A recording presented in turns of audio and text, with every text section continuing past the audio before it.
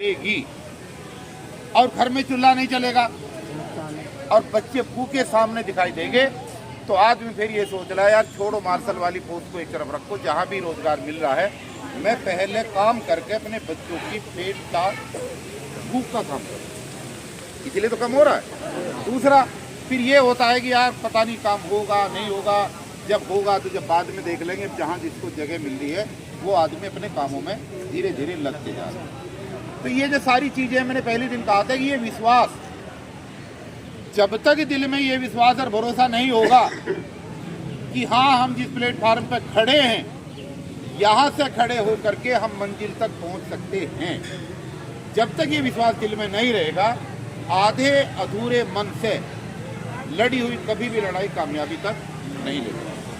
यही तो समझाया था उसे।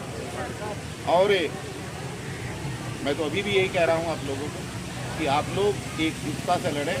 और देखिए मैंने आपको एग्जाम्पल भी दिया था स्वास्थ्य कर्मचारियों का, दिया था ना।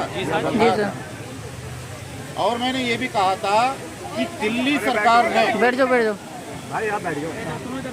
दिल्ली सरकार ने निकाले हुए 585 लोगों को ड्यूटी पे लिया और साथ में उनकी पक्के होने की सिफारिश करी। तब भी हमें डर ये था कि कहीं ये ना हो कि सरकार ने तो सिफारिश कर दी, एलजी साहब कहीं उस फाइल को रोक नहीं दे, क्योंकि जब मैं आया था जब तक एलजी साहब ने साइन नहीं की। और आप लोगों को जान करके खुशी होगी कि एलजी साहब ने भी उनकी फाइल को अप्रूव कर दिया है। 4 दिन तो सरकार ने भी कर दिया, एलजी साहब ने इकट्ठे होकर के सरकार को घेर ना पाए। हमेशा सरकार यही कोशिश करती है। तो सरकार की चाहत के हिसाब से अगर हम इस तरीके से टुकड़ों में बटेंगे तो ये हमारी रोजी रोटी के लिए वैसे ही बहुत बड़ा दुर्भाग्य इसलिए हो चुका कि जहाँ 11,000 की इतनी बड़ी संख्या है वहाँ पर ज़्यादातर लोगों ने आना बंद कर दिया। यही सच्चाई है भाई।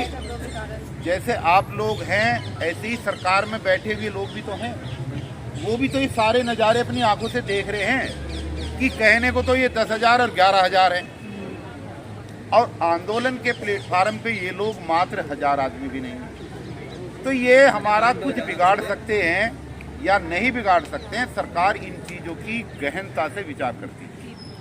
और सरकारें जब ही झुकती हैं जब उनको ये लगता है कि भाई ये अब रुकेंगे नहीं, ये अब डरेंगे नहीं, ये अब झुकेंगे नहीं और हमें इनका रास्ता निकालना पड़ेगा, तब सरकारें डरती हैं।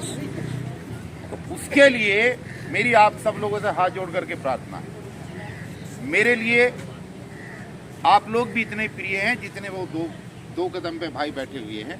ऐसे बात नहीं बनेगी। मेरी सबसे अपील है, देखिए हमने पहले दिन भी यही कहा था कि आप अपने बैनर के नीचे लड़ाई लड़ना चाहते हैं, हम तब भी आपके साथ खड़े हैं।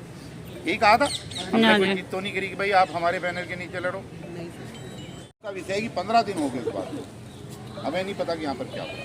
और 3-4 दिन पहले मैं गोवा में था, मेरे पास किसी का टेलीफोन आया कि ऐसे ऐसे वहाँ पर घटना होगी किराड़ी में। मैंने कहा यार ये तो और भी ज़्यादा दुर्भाग्य का विषय है, कोई भी कदम उठाने से पहले कम से कम आपस में सलाह तो कर लेनी, नहीं कर लेनी। अगर बाइक में और ज़्यादा चोट लग जाती बच्चे को तो और ज़्यादा नुकसान होता है। तो ऐसी चीज़ें हमें नहीं करनी। हमें आपसी विवाद से हर हालत में बचना है और कानून के दायरे में रह करके हमें काम करना, अपना आंदोलन चलाना। हमारा कोई झगड़ा थोड़ा ही है भाई, हमें चुनाव थोड़ा ही लगना, आपको कोई एमएलए एमपी थोड़ा ही बनना। आप सरकार से कोई लाल किला थोड़ा ही मांग रहे हैं, आप तो उनको सिर्फ ये कह रहे हैं कि जो जीवन का स्वर्णिम समय हमने इस विभाग को काम करते हुए दिया, बिना नोटिस के आपने हमें हटा दिया, हमें आप अपनी ड्यूटी दे दीजिए ताकि हमारी रोजी रोटी चलती रहे, हमारे घर का चूल्हा चले। इतनी सी तो डिमांड है जी सर। पक्का होना ना होना, लाभांश मिलना, ये तो बहुत बात की बात है। ये लड़ाई तो सेकंड फेज में भी लड़ सकते हैं। पहली लड़ाई है हमारी कि हम लोग ड्यूटी पर आए और ड्यूटी पे आके हमें सैलरी मिलनी शुरू हो और सैलरी मिल करके हमारे घर परिवार का खर्चा चलना चालू हो जाए। ये जो संख्या कम हुई है, देखिए ये भी आप जानिए, जो संख्या कम हुई इनमें बहुत सारे भाई ऐसे होंगे, बहुत सारी बहनें ऐसी होंगी जो किराए के मकानों में रहते हैं। ठीक है, बहुत सारे लोग ऐसे हैं जो फाइनेंशियली स्थिति उनकी ऐसी है कि रोज कमाते हैं रोज खाते हैं। अब